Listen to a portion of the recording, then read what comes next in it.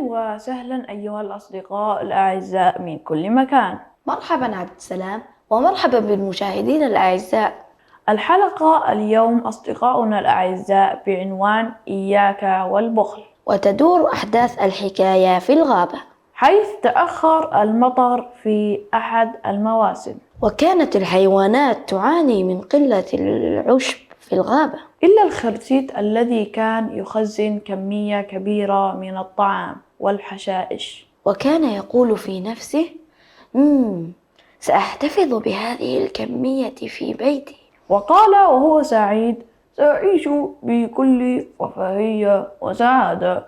وبعد أيام قليلة بدأ الحيوانات يحسون بقلة الطعام في الغابة، فقد استيقظت الغزالة في الصباح ولم تجد ما تأكله، وقالت: سأذهب إلى جارة الزرافة لعلي أجد عندها بعض الطعام. ذهبت الغزالة إلى الزرافة وقامت بطرق باب بيتها، وقالت لها بعد السلام: أنا آسفة لمجيئي لك في هذا الوقت، لكني جائعة جدا وليس لي ما آكله.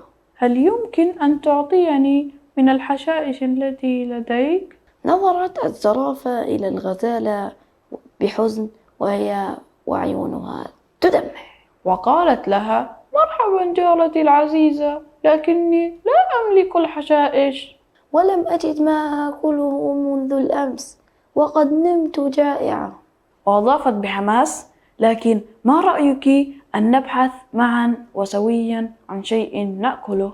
انطلقت الجارتان للبحث عن الطعام، ووجد القرد الذي قال لهما: عذرا يا صديقتي، لكني لا أملك إلا قليلا جدا من الموز. ودعاهم لكي يشتركوا جميعا في الأكل. فاعتذرتا له وقالت: نحن لا نأكل إلا العشب ولا نأكل الموز أيها القرد الطيب. فقالت الغزالة: حسنا، فلنذهب إلى بيت الخرتيت. دقوا الباب وقالوا لصديقنا الخرتيت: السلام عليكم. أجاب الخرتيت: وعليكم السلام.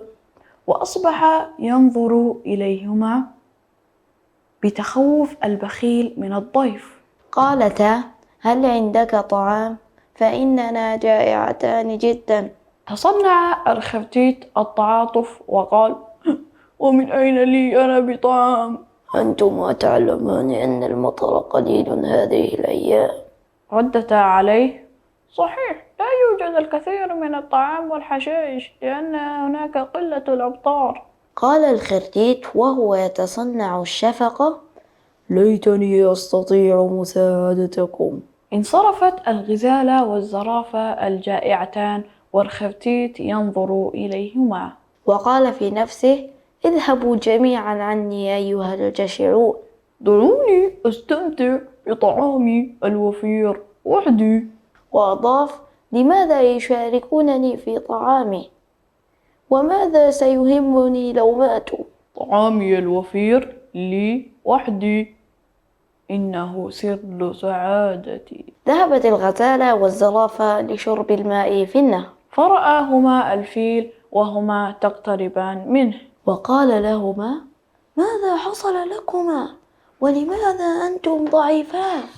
قالتا: لم نأكل منذ الأمس أيها الفيل، فلا يوجد أي حشائش ولا طعام. رد عليهما: هنالك بعض الطعام مثل النباتات المائية، وهل تناسبكما؟ أجابتا بالقبول: نعم نعم، فنحن جائعتان جدا. رد عليهما: سأحاول أن أحضر لكما كمية كبيرة. قام الفيل بجمع كمية كبيرة من النباتات المائية، وقال: تفضل، هذا ما استطعت جمعه، أرجو أن يبارك الله فيه. ردتا له: شكرا أيها الفيل الطيب، هذا يكفي، وشكرا لكرمك. وسنحمل الباقي لأصدقائنا لأنهم لا يجدون طعام. أجابهم: فكرة جميلة، وأنا وأصدقائي سنجمع المزيد كمية كبيرة من النباتات المائية، ونعطي من يحتاج من الحيوانات الباقية. يجب علينا أن نتعاون مع بعض ونعين بعضنا البعض. ولا أتصور أن أستمتع بطعامي وجميع الحيوانات جائعة. قالت الغزالة والزرافة: جزاك الله خيرا أيها الفيل الطيب. قام الفيل لإخبار كل أصدقائه لمساعدته في جمع النباتات المائية، وطلب منهم أن يجمعوه لهم لكي يأكل من جميع الحيوانات. وبالفعل تكونت فرقة من الحيوانات المختلفات، وبذلوا كل الجهود لجمع الطعام المتبقي من الغابة. وذلك لمساعدة الحيوانات الجائعة. وكان ما قام به الفيل وأصدقائه شيئا جميلا. أشاع بين الحيوانات روح جميلة والتعاون والمساعدة. وأدى ذلك إلى قلة الخوف من الجوع وزيادة في الحشائش والطعام. طبعا يا عبد السلام، أصدقاؤنا يظنون أن الحكاية انتهت الآن.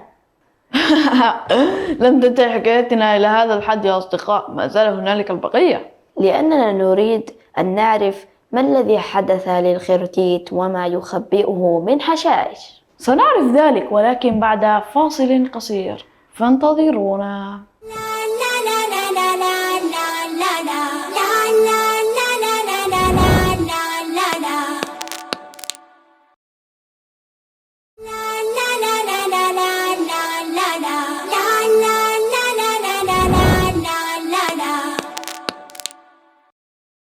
مرحبا أصدقاؤنا الأعزاء، عدنا لكم بعد الفاصل القصير، وما زلنا مع حكايتنا لليوم المشوقة، إياك والبخل. وقد توقفنا قبل الفاصل عند الروح الجميلة والسعادة التي ألقيت في الغابة. صحيح، حيث كانت السعادة تعم جميع الحيوانات والغابة وقل الخوف من الجوع. وبعد أيام قليلة نزل مطر غزيرا جدا، فامتلأت الغابة بالماء وأنبتت العشب. لكن المطر أصاب أيضا مخزن الخرتيت، والذي كان مليء بالحشائش والعشب. فتعرض الحشائش إلى جراثيم وميكروبات ضارة، وبدأ التعفن يصيب جميع مخزون الخرتيت البخيل. بالرغم من ذلك أصر الخرتيت على أن يأكل منه، فأصابه المرض ولم يستطيع الخروج من منزله. لكن الحيوانات كانت تخرج فرحا بهطول المطر، ملأت الفرحة جميع قلوب الحيوانات، وعم السرور وكانوا يتبادلون التهاني بظهور العشب. لكن القرد لاحظ غياب الخرتيت. فقال: هل رأيتم الخرتيت؟ ردت الغزالة: لا، لم أره منذ فترة. فقال القرد: إنه أمر غريب بأن يغيب الخرتيت عن هذه الاحتفالات. أجاب الجميع بصوت واحد: نعم، نحن قلقون عليه. فقال لهم القرد: لماذا لا نذهب إلى بيته ونستكشف الأمر؟ أجاب الجميع بإيجاب وتحركوا جميعا مباشرة إلى منزله. طرق أحدهم الباب وقال: السلام عليكم أيها الخرتيت. أجاب الخرتيت بصوت ضعيف: وعليكم السلام. ثم أضاف بصوت متهالك: من بالباب؟ أجابت الحيوانات: نحن جيرانك أيها الخرتيت. وواصلوا: لقد افتقدناك وجئنا لنسأل عنك. قال الخرتيت: تفضلوا، أنا لا أستطيع الحركة. وأضاف: أشكركم على هذا الفعل الكريم. رد الحيوانات: هذا واجب علينا ونحن جيرانك.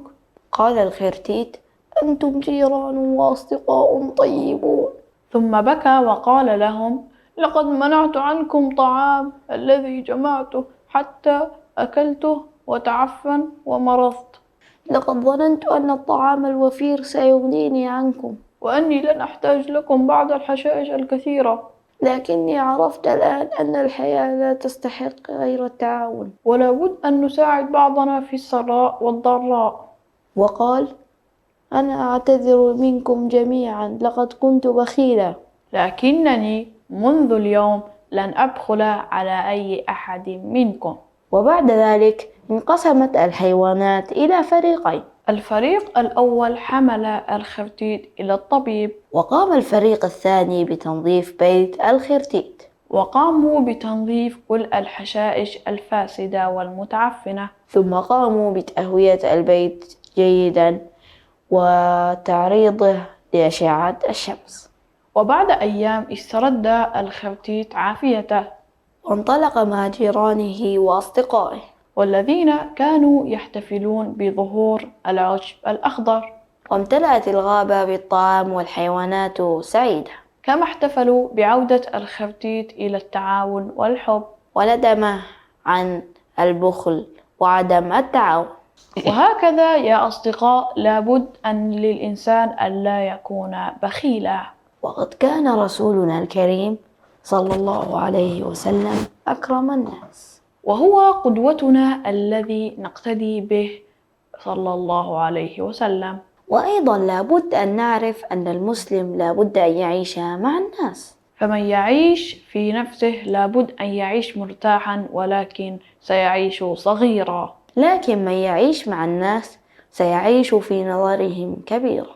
ولا بد لنا من إحسان السلوك، فإنه من أخلاق المسلم. ورأينا كيف أن الفيل أحسن للغزالة وللزرافة، بل أنه ساعد جميع الحيوانات، وهذا سلوك جميل من الفيل. وأيضا عرفنا من هذه الحكاية أن البخل عاقبته شديدة، وأن من يبخل على الناس بشيء لا يهنأ به، بل بالعكس هو ربما يكون سببا لضره بالمرض. ورأينا ذلك الذي حدث للخرتيت، فبسبب بخله وعدم إعطاء الطعام للحيوانات تعفن الحشائش وقام بأكله، وسبب مرضه هذا هو. أيضا لا بد لنا من زيارة بعضنا البعض، ولا بد أن نفتقد أصدقاؤنا من المدرسة أو المسجد، ونسأل عليهم إذا أحسسنا غيابهم أو عدم ظهورهم أمامنا. بهذا يا أصدقاء وصلنا إلى نهاية الحلقة، لكن ماذا عنكم؟ ما الذي استفدتموه؟ أرسلوا لنا ما تعلمتموه من هذه الحكاية على رقم القناة ومواقع التواصل الاجتماعي. حتى نراكم في حلقة قادمة. نترككم في حفظ الله ورعايته. إلى اللقاء يا أصدقاء، إلى اللقاء. لا لا